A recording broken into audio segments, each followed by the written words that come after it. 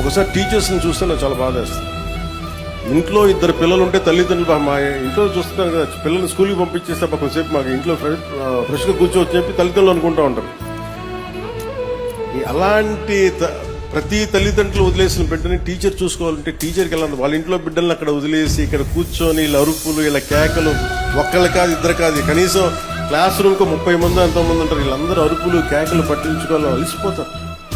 వాళ్ళు ఇంటికి వెళ్ళి వంట వర్క్ చేసుకోవాలి, వాళ్ళు ఇంటికి వెళ్ళి అన్ని పనులు చూసుకోవాలి. దాంతోపాటు మేము చదువు నేర్పించాలి అంటే ముఖ్యంగా విద్యార్థులకు చెప్తాను, మన టీచర్లకి ఒకసారి విసుక్కుంటారు మనల్ని. అవసరం చిన్న విసుగు ఒక చిన్న దెబ్బ వేస్తారు. మనం అసలు వాళ్ళ చేత దెబ్బ కొట్టించుకోకుండా మనం కనుక ఉంటే మన వాళ్ళకి కూడా మన బరువు తగ్గించిన వాళ్ళం. అందుకని టీచర్స్కి ప్రత్యేకించి మనం విద్యార్థులకి మీరు ఆ గౌరవం ఇవ్వడం నేర్చుకోవాలి. అది మనం చాలా చాలా అవసరం. మనం జీవితంలో పైకి రావాలి అంటే మనకి గురువు దీవెనలు చాలా అవసరం. అలాంటి గురువు దీవెనల్ని మీరందరూ నిండుగా పొందాలని మనస్ఫూర్తిగా కోరుకుంటున్నాను.